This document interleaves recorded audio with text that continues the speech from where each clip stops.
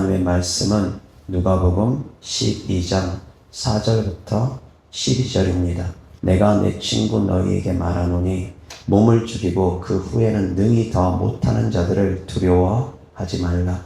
마땅히 두려워할 자를 내가 너희에게 보이리니 곧 죽인 후에 또한 지옥에 던져 넣는 권세 있는 그를 두려워하라. 내가 참으로 너희에게 이르노니 그를 두려워하라. 참새 5마리가 2아사리온에 팔리는 것이 아니냐.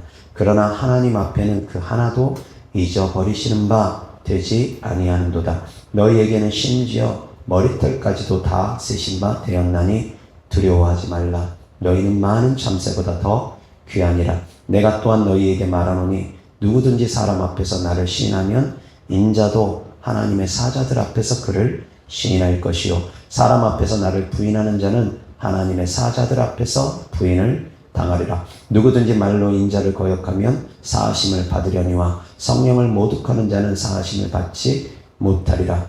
사람이 너희를 회당이나 위정자나 권세 있는 자 앞에 끌고 가거든 어떻게 무엇으로 대답하며 무엇으로 말할까 염려하지 말라. 마땅히 할 말을 성령이 곧 그때 너희에게 가르치시리라 하시니라.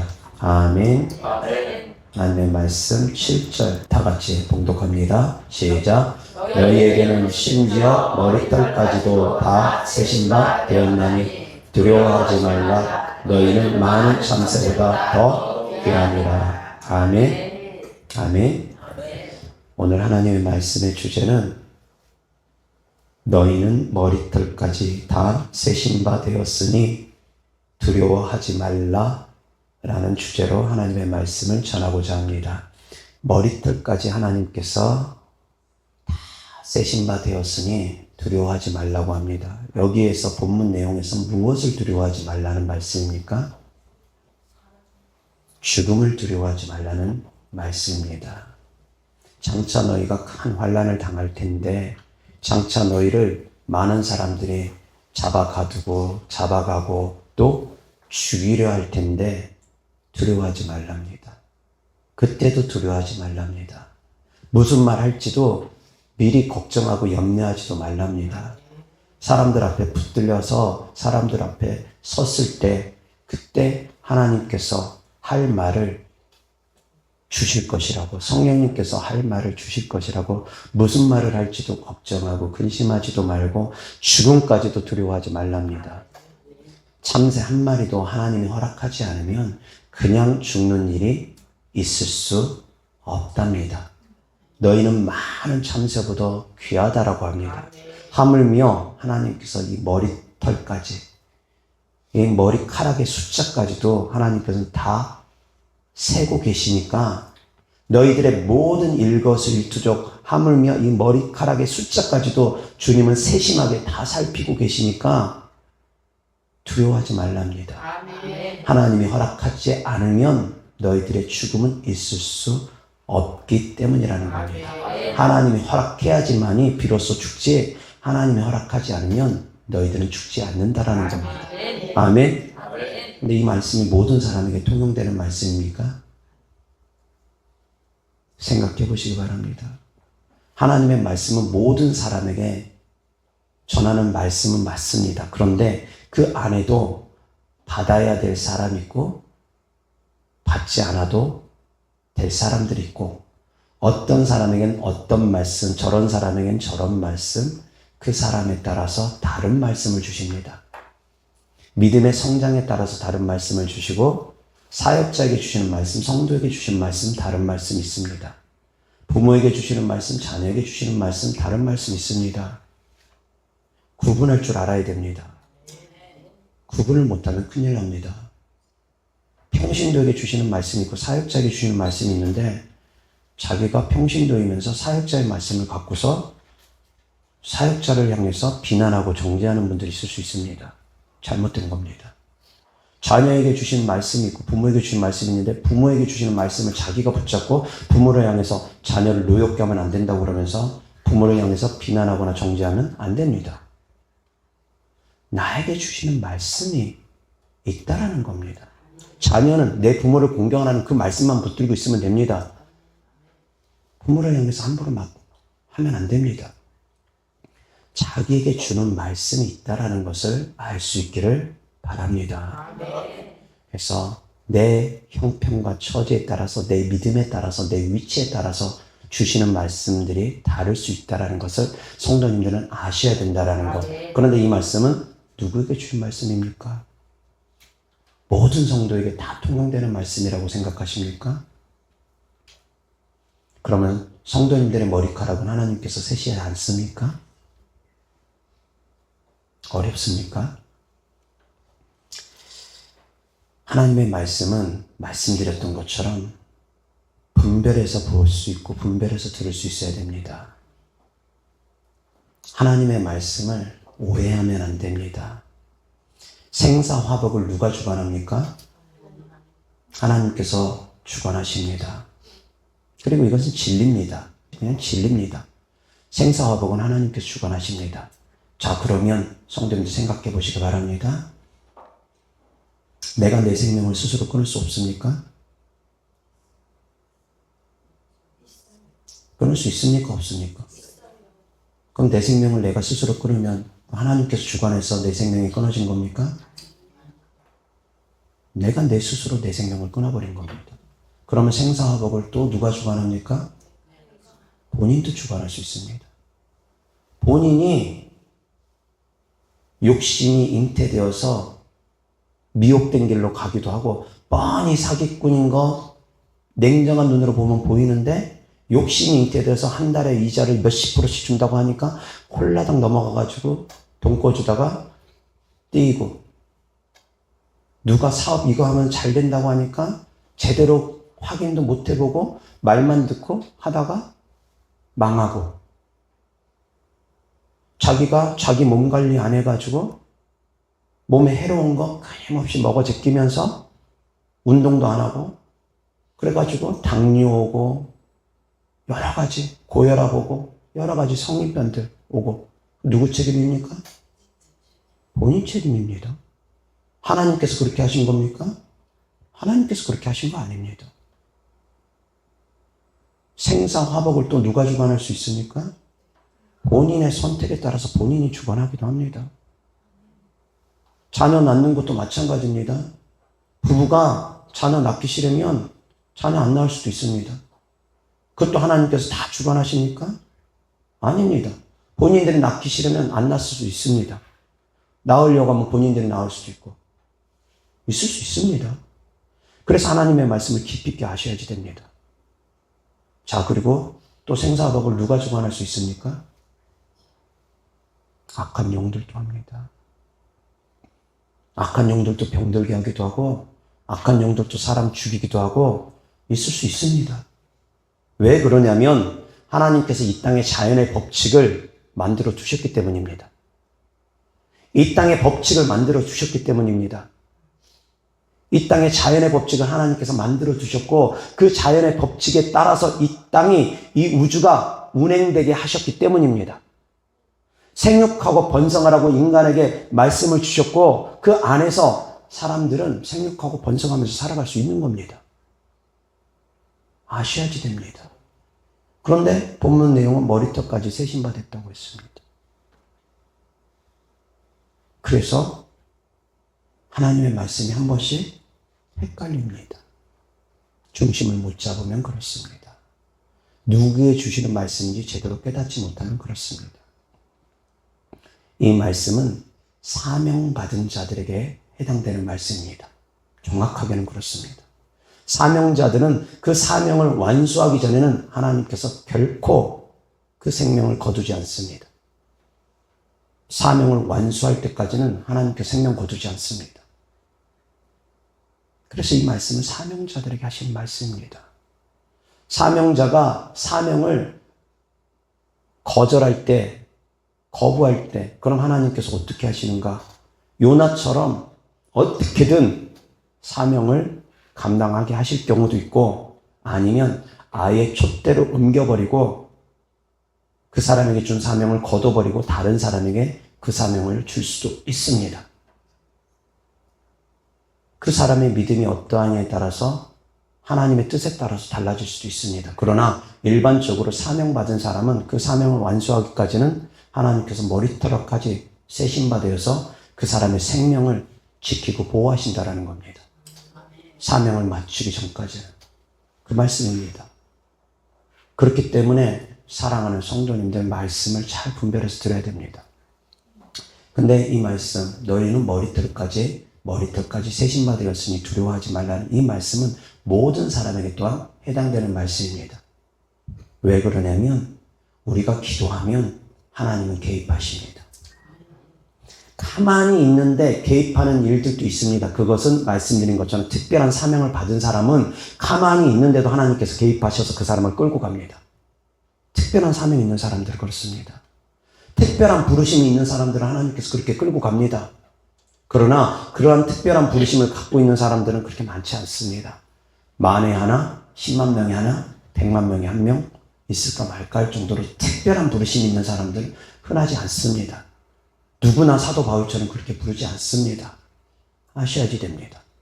그러면 우리 대다수의 그리스도인들은 어떻게 해야 되는가? 대다수의 그리스도인들은 기도할 때 하나님께서 개입하십니다.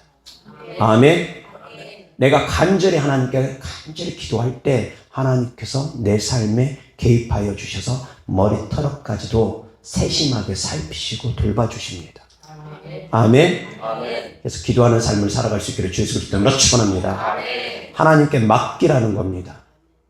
맡기는 삶을 살아가라는 겁니다.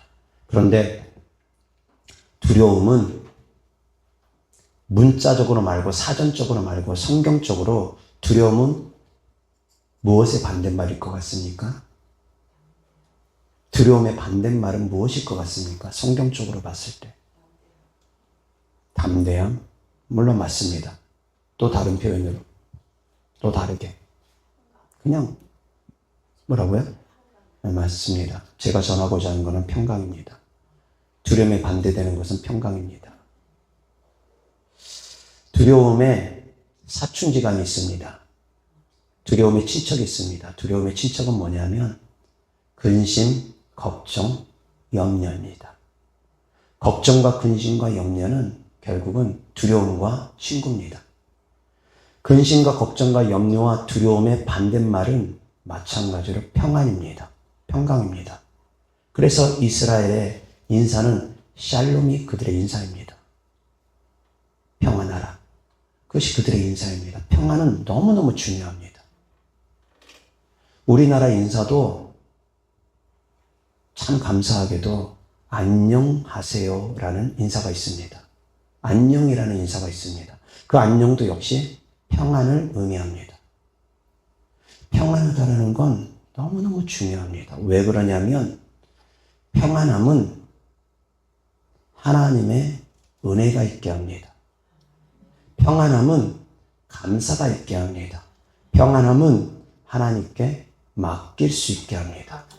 두려움은 내가 그것을 끌어안고 있기 때문입니다. 근심과 걱정과 염려는 내가 그것을 끌어안고 있기 때문입니다.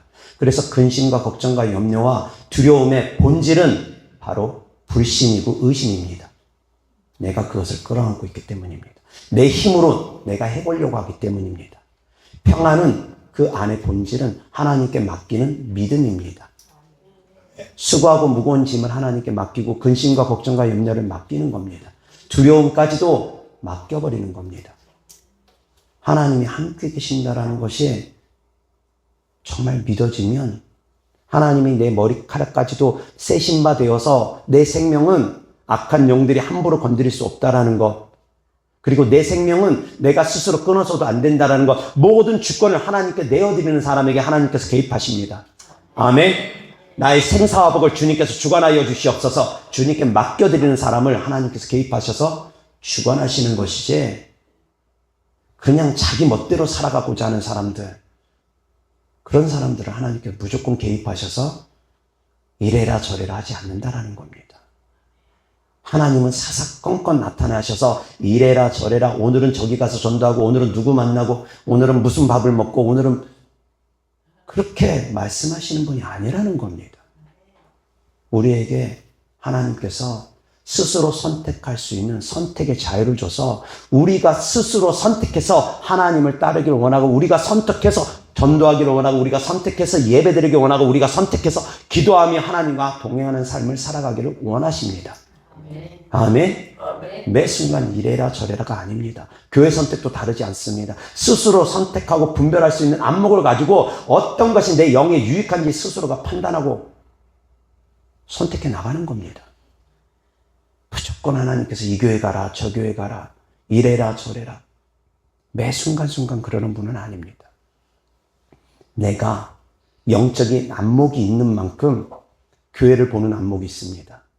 내가 영적인 안목이 있는 만큼 사람을 보는 안목이 열립니다. 결국은 내 안목의 문제라는 겁니다. 미혹되는 것도 왜 미혹되느냐? 내가 영적인 안목이 열려있지 않기 때문입니다. 제대로 된 영적 눈이 분별이 열려있지 않기 때문입니다. 그러다 보니까 미혹되고 누가 이 말하면 쏙 흘러가고 누가 저 말하면 쏙 미혹되고 흔들리고 중심이 제대로 잡혀있지 않기 때문입니다. 사랑하는 성도 형제는 더욱더 믿음의 중심이 바로 잡힐 수 있기를 또한 주 예수 그리스도 이름으로 축원합니다. 아멘. 이어서 하나님 말씀 보겠습니다. 사도행전 12장 1절부터 7절입니다. 그때 헤롯 왕이 손을 들어 교회 중에서 몇 사람을 해하려 하여 요한의 형제 야고보를 칼로 죽이니 유대인들이 이 일을 기뻐하는 것을 보고 베드로도 잡으려 할세. 때는 무교절 기간이라 잡음에 옥에 가두어 군인 내식인 네페에게 맡겨 지키고 6월절 후에 백성 앞에 끌어내고자 하더라. 이에 베드로는 옥에 갇혔고 교회는 그를 위하여 간절히 하나님께 기도하더라. 헤롯이 잡아내려고 하는 그 전날 밤에 베드로가 두 군인 틈에서 두 쇠사슬에 매여 누워 자는데 파수꾼들이 문 밖에서 옥을 지키더니 호련히 주의 사자가 나타나매 옥중에 광채가 빛나며 또 베드로의 옆구리를 쳐 깨워 이르되 급히 일어나라 하니 쇠사슬이 그 손에서 벗어지더라. 아멘. 아멘. 6절 7절 다시 봅니다. 시작. 헤롯을 잡아내려고 하는 그 전날 밤에 베드로가 두 군인 틈에서 두 쇠사슬에 매여 누워 자는데 파수꾼들이 문 밖에서 옥을 지키더니 호련히 주의 사자가 나타나매 옥중에 광채가 빛나며 또 베드로의 옆구리를 쳐 깨워 이르되 급히 일어나라 하니 쇠사슬이 그 손에서 벗어지니라. 아멘. 헤롯 왕이 야고보 사도를 죽입니다. 그런데 유대 백성들이 그것을 좋아하는 모습을 보고 또 베드로 사도를 감옥에 가뒀습니다. 죽음의 위기가 몰려온 겁니다. 여기서의 헤롯 왕은 헤롯 대왕의 손자 헤롯 아그리빠 왕입니다. 헤롯 대왕하고 다릅니다. 그 손자입니다. 그런데 이 헤롯 아그리빠 왕이 사도 야고보를 죽이고 사도 베드로를 감옥에 가뒀습니다. 자, 이 상황에선 죽음의 공포가 몰려올 수 있는 상황이라는 겁니다. 베드로도 죽을 수 있습니다. 그런데 베드로가 두 다리 뻗고 잠을 잡니다. 그럴 수 있습니까? 자고 일어나면 죽을 수도 있다라는 그 불안한 마음이 오면, 두려운 마음이 오면 두 다리 뻗고 편안하게 잠을 잘 수 있습니까? 얼마나 잠을 깊게 잤으면 천사가 나타났는데도 모릅니다. 그냥 일어나라 한 것이 아니라 얼마나 깊게 잠들었으면 옆구리를 쳐서 깨웁니다. 그렇게 깊고 단잠을 잘 수 있는 것은 마음의 평안함이 있기 때문이라는 겁니다. 내일 죽을지도 모른다라는 그 두려움이 베드로를 감싸지 못했습니다. 어떻게 하지 못했습니다. 베드로는 그 상황에서도 평안했습니다. 사람을 두려워하면 올무에 걸립니다. 죽음을 두려워해도 올무에 걸릴 수 있습니다. 그래서 하나님께서 너희의 머리털까지 세신 바 되었으니 죽음까지도 두려워하지 말라고 하는 것입니다. 아멘. 바울과 실라도 다르지 않습니다. 하나님의 뜻에 따라서 아시아로 복음을 전하려 하는 것을 하나님의 뜻에 따라서 하나님께서 마케도니아로 발걸음을 옮기게 하십니다. 마케도냐 이제 그곳에 가가지고 복음을 전하는데 점치는 귀신 들린 여종을 만납니다. 그 점치는 귀신 들린 여종이 매일같이 몇 날이고 며칠이고 사도 바울을 따라다니면서 지극히 높으신 하나님의 종이라고. 너희들에게 구원의 기쁜 소식을 전하는 하나님의 종이라고. 그러면서 사도 바울을 졸졸졸졸 따라다니면서 계속 귀신이 외칩니다. 그러니 사도 바울이 너무너무 번거롭고 귀찮고 힘드니까 이제 그 귀신을 쫓습니다. 그리고 나서 그 귀신 쫓고 나니까 그 저 많은 귀신들이 여종의 주인 되는 사람, 그 사람이 자기들의 이익이 이제 끊어진 것을 알고서 사도 바울을 감옥에 가두게끔 합니다. 그래서 매맞고 사도 바울이 감옥에 갇힙니다. 생각해 보십시오. 성령의 인도함을 따라서 마케도니아 사람이 우리에게 와서 우리를 도우라는 환상을 보고 성령의 인도하심에 따라서 마케도니아로 가서 그곳에서 복음을 전했습니다. 그런데 귀신 쫓고 나서 복음 전하고 귀신 쫓고 나서 감옥 갔습니다. 두드러 맞고. 보통 사람들 같으면 원망했을 겁니다. 보통의 믿음 갖고 있는 사람들은 원망했을 겁니다. 하나님이 보내서 내가 여기까지 왔는데, 내가 그동안 열심히 특심이 되어서 여기까지 이렇게 복음 전하고 왔는데, 주님 제 꼴이 이게 뭡니까? 두드러 맞고 감옥에 갇히고. 이제 어떠합니까? 울무불면 아마 탕식하고 애통했을지 모릅니다. 근데 사도 바울과 실라는 그러지 않았습니다. 그 상황에서도 기도하고 하나님을 찬송했습니다. 아멘. 아멘. 그 가운데 비로소 옥문이 열린 겁니다. 아멘. 아멘. 베드로가 두려움 없이 누워있을 때 하나님께서 천사를 보내서 감옥을 나오게 하신 겁니다. 아멘. 평안할 때 하나님께서 역사하십니다. 아멘. 두려워할 때 하나님께서 일하시지 않습니다. 평안할 때 하나님께서 일하십니다. 귀신을 쫓을 때도 그래서 걱정하고 근심하고 염려되는 마음이 있으면 귀신들이 잘 안 떠나갑니다. 내가 뭔가 딱 꽂혀 있으면 귀신 잘 안 떠나갑니다. 특별히 사역자하고 맺힌 게 있으면, 사역자에 대한 불신이 있으면 귀신 잘 안 떠나갑니다. 목사님에게 기도받기 싫은데, 사역자에게 기도받기 싫은데 억지로 갔다가 기도한다고 응답되어지는 것 아닙니다. 기도받기를 원할 때, 축사받기를 원할 때 스스로가 악한 영들과의 영적 분리를 갖고자 할 때, 그때 비로소 악한 영들이 떠나가고, 그때 비로소 치유가 일어나고, 그때 비로소 응답이 이루어지는 것이지, 목사님께 기도받기를 거절하는데 갖다 대고 막 기도해 준다고 응답이 이루어지는 거 아닙니다. 저희 교회 다니면서도 저한테 기도받기를 싫어했던 성도님들도 있었고, 기도받기를 싫어했던 목사님도 계셨습니다. 이해할 수 없는 그런 분들도 더러 있습니다. 근데 이해할 수 없다 하더라도 받기 싫어하면 저는 기도 안 해줍니다. 받기 싫은데 억지로 기도해 준다고 되는 것이 아니기 때문입니다. 평안할 때, 마음을 열 때 하나님께서 역사하십니다. 아멘. 하나님, 우리가 마음을 열 때 일하시는 분이지, 마음 꼭 닫고 있는데 강제로 문을 여시는 분이 아닙니다. 하나님은 녹화하시는 분입니다. 볼지어다 내가 문 밖에 서서 문을 두드리노니, 두드리는 분이시지 문을 깨부시고 들어오시는 분이 절대 아니라는 겁니다. 아시기 바랍니다. 그래서 하나님의 성품을 아실 수 있기를 바랍니다. 하나님은 강제로 깨부시면서 들어오지 않습니다. 악한 영들은 강제로 깨부셔서라도 들어오려고 합니다. 호시탐탐 노립니다. 그러나 하나님은 우리를 인격적으로 창조하셨기 때문에, 자유의지를 하나님께서 우리에게 주셨기 때문에 우리의 인격을 무시하면서 강제로 일하시지 않는 분이라는 겁니다. 아멘. 그렇기 때문에 사랑하는 성도님들, 하나님께 생사복을 맡기는 기도를 해야 됩니다. 하나님, 내 삶을 주관하여 주시옵소서. 아멘. 그러면 한나와 같은 기도를 드릴지라도 하나님은 개입하십니다. 한나가 어떻게 기도했습니까? 성전 앞에서 한나가 크게 부르짖으면서 기도했습니까? 그렇게 기도 안 했습니다. 조용 중얼중얼 중얼중얼 하니까 엘리 제사장이 봤을 때 대낮부터 술 취한 사람처럼 보입니다.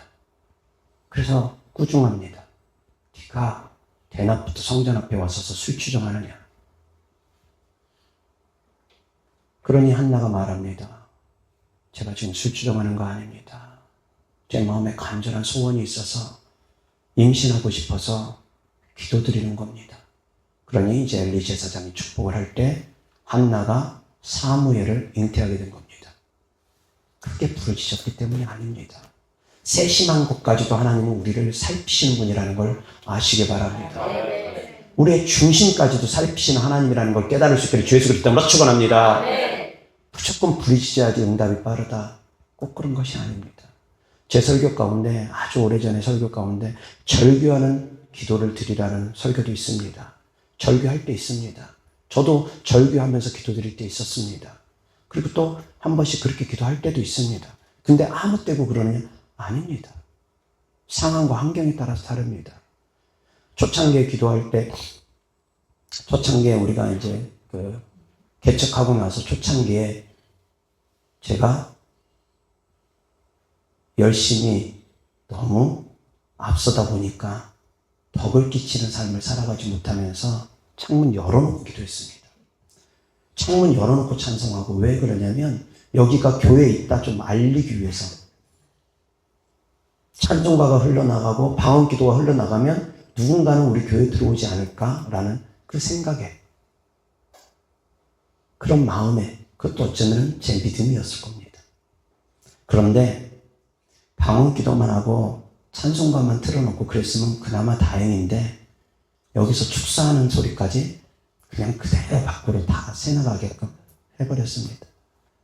여기서 귀신 쫓는다고 하고 막 귀신들이 소리 지르고 그대로 밖에 생중계가 돼버리니까 옆에 주민이 찾아와서 민원 넣고 뭐 나중에 위에서도 민원 들어오고 경찰도 찾아오기도 하고 그런 일들이 있었습니다. 그리고 나서 제가 비로소 깨닫습니다. 믿음의 덕을 끼쳐야 되는구나 라는 것을. 그렇게 막무가내로 하면 안 되는구나 라는 것을. 나는 부르짖는 기도를 추구하지만 덕을 위해서는 절제도 필요할 때가 있구나 라는 걸 깨닫습니다. 내 믿음만 중요한 게 아닙니다. 다른 사람 믿음도 중요합니다. 그래서 그 교회의 영적 분위기에 따라서 맞춰서 가는 겁니다. 내 믿음도 중요하지만 다른 사람들의 믿음, 연약한 사람들의 믿음, 그것까지도 볼 줄 알아야 됩니다. 그것이 바로 믿음의 덕입니다. 그래서 부르짖는 기도만 응답해 주시는 것이 아니라는 겁니다. 때때로는 침묵 기도도, 때때로는 중얼중얼하는 기도도 하나님 응답해 준다는 겁니다. 상황에 따라서, 환경에 따라서 하라는 겁니다. 작은 신음에도 응답하시는 주님을 만날 수 있기를 주 예수 그리스도 이름으로 축원합니다. 꼭 부르짖는 기도만이 아니라, 꼭 애통하는 기도만 아니라, 꼭 절규하면서 그렇게 탄식하는 기도만이 아니라 작은 신음에도 응답하시는 하나님, 아주 세밀한 것까지 살피시는 하나님, 머리털까지 세시는 하나님, 그 하나님을 또한 만날 수 있기를 주 예수 그리스도 이름으로 축원합니다. 세미한 음성도 들을 수 있어야 됩니다. 주님과 깊은 교통감이 있는 성도들 되기를 주 예수 그리스도 이름으로 축원합니다. 아멘. 두려워하지 말라는 말씀이 성경에 참 많습니다. 그 숫자가 얼마인지 혹시 아십니까? 어떤 신학자는 365번이라고 합니다. 그런데 그것은 두려워하지 말라라는 말씀에 확장된 의역까지 포함해서 365번인 겁니다. 꼭 정확하게 단어적으로 두려워하지 말라만이 아니라 그와 유사한 단어들, 그와 유사한 뜻 다 포함해서 365번이라고 합니다. 곧 매일매일 두려워하지 않는 삶을 살아가라는 겁니다. 아멘? 그렇게 주장하는 분이 계십니다. 365번이라고. 제가 숫자 직접 세어보진 않았습니다. 저는 모릅니다. 그러나 두려워하지 말라, 강하고 담대하라, 강하고 담대하라, 놀라지 마라. 그 말씀이 성경에 곳곳에 있습니다. 왜 그렇게 두려워하지 말라고 하십니까? 두려워하면 하나님의 역사하지 않기 때문입니다. 두려워하지 않는 것이 바로 믿음이기 때문입니다. 두려워하는 것은 믿음이 아니라는 겁니다. 아멘. 두려움 없이 나아갈 수 있기를 바랍니다. 사람을 두려워해도 사람이 올무가 됩니다. 사람을 두려워하지 마라. 사람을 두려워하면 올무에 걸리거니와 여호와를 의지하는 자는 안전하리라. 아멘. 하나님을 의지하고 사람을 두려워하지 않기를 주 예수 그리스도 이름으로 축원합니다. 악한 영들도 두려워하지 않기를 주 예수 그리스도 이름으로 축원합니다. 죽음도 두려워하지 않기를 주 예수 그리스도 이름으로 축원합니다. 생사화복을 하나님께 맡길 수 있기를 주 예수 그리스도 이름으로 축원합니다. 아멘. 맡길 때 하나님께서 일하실 겁니다. 기도하겠습니다. 하나님 아버지 감사합니다. 사랑합니다. 우리의 생사화복을 하나님께서 주관하실 걸 또한 믿고 하나님께 맡겨드립니다. 우리의 머리털까지도 하나님께서 헤아리신다는 걸 믿고 기도합니다. 우리의 작은 신음에도 응답하시는 주님을 믿고 기도합니다. 하나님 사랑하는 자녀들 하나님의 뜻대로 더욱더 살아갈 수 있도록 하나님의 말씀에 깊이 있는 이해와 깨달음이 있는 삶이 되어지게 하여 주시옵소서. 주님께 드려진 예물들을 축복합니다. 하나님을 사랑하는 마음으로 천국의 소망을 두는 믿음으로 드린 예물들마다 주께서 기뻐 받아 주셔서 이 땅에서도 30배, 60배, 100배 심은 대로 열매 맺게 하여 주시옵소서. 우리 주 예수 그리스도 이름으로 축복하며 기도드렸습니다. 아멘.